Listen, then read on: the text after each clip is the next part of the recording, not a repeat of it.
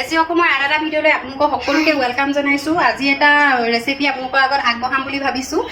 আজি ৰেচিপিটো হ'ব মাংস কাৰী, অতি সোনকালে বনাব পৰা। ব'লকচোন এতিয়া আমি ৰেচিপিটো বনাবলৈ পাকঘৰলৈ যাওঁ। এতিয়া মই গেছটো অন কৰি কেৰাহীখন পাতি ল'লোঁ। কেৰাহীখন গৰম হ'ল। ইয়াত দিছোঁ অলপ মিঠাতেল।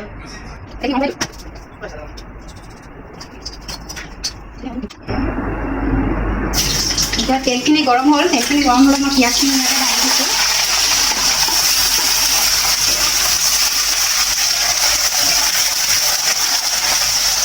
এতিয়া এই পিঁয়াজখিনি অলপ ব্ৰাউন কালাৰ হোৱালৈকে ভাজি ল'ম।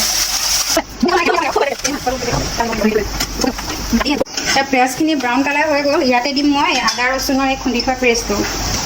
ইয়াতে আদা ৰচুনৰ পেষ্টটো দি দিছোঁ।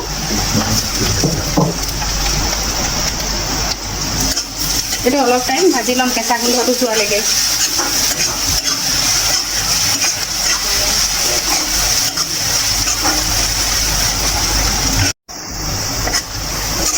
এইখিনি আদা ৰচুনৰ এই কেঁচা গোন্ধটো গ'ল। ইয়াতে দিছোঁ মই এতিয়া একোট কাটি থোৱা বিলাহীখিনি। তাৰপৰা ইয়াতে দিম মই এচামুচ ৰেড চিলি পাউডাৰ, এচামুচ জিৰা পাউডাৰ আৰু এচামুচ ধনিয়া পাউডাৰ।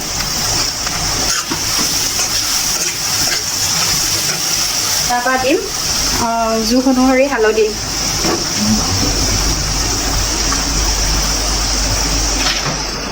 তাৰপিছত আৰু দিম এচামুচ নিমখ।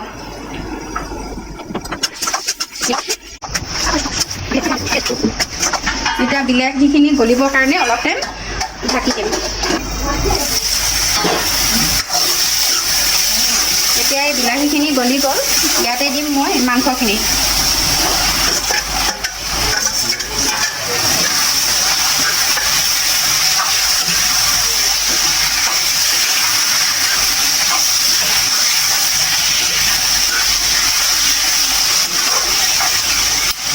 এইখিনি এতিয়া 5 মিনিটমানৰ কাৰণে ঢাকি দিম।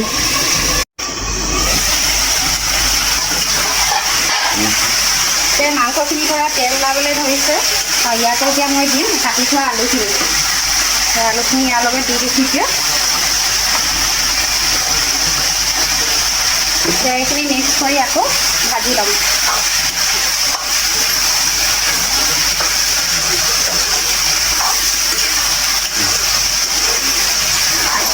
এনে মিক্স কৰা হৈ গ'ল। এতিয়া মই আকৌ 3-4 মিনিটমানৰ কাৰণে আকৌ ঢাকি দিম। আলুখিনি অলপ সিজালৈকে মই এনেকৈ ঢাকনটো এৰুৱাই কিনে অলপ টাইমৰ মূৰে মূৰে লৰাই থাকিম। আলুটো অলপ সিজিব লাগিব। তাৰপিছতহে আমি পানীখিনি দিম। এতিয়া আলুটো সিজা নাই ভালকেনে, সেইকাৰণে আমি এতিয়া ঢাকি ঢাকি অলপ টাইমৰ মূৰে মূৰে এৰুৱাই ঢাকনটো ভাজি থাকিব লাগিব।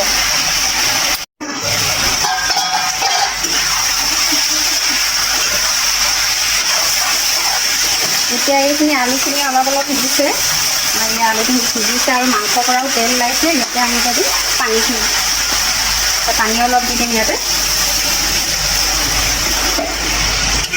এতিয়া পানীখিনি দিয়া হৈ গ'ল। এতিয়া ভালকৈ এইটো মিক্স কৰি দিম। তাৰপৰা আকৌ এতিয়া আমি 5 মিনিটমানৰ কাৰণে আকৌ এইটো ঢাকি দিম। এইখিনি এতিয়া ধুনীয়াকৈ উতলি আছে। আৰু এতিয়া আলুখিনি চাওঁ কিমান সিজি গ'ল আলুটো। আলুটো ধুনীয়াকৈ সিজি গ'ল। ইয়াতে এতিয়া মই দিম অলপ কস্তুৰী মেথি। এতিয়া কস্তুৰী মেথি অলপ দিম।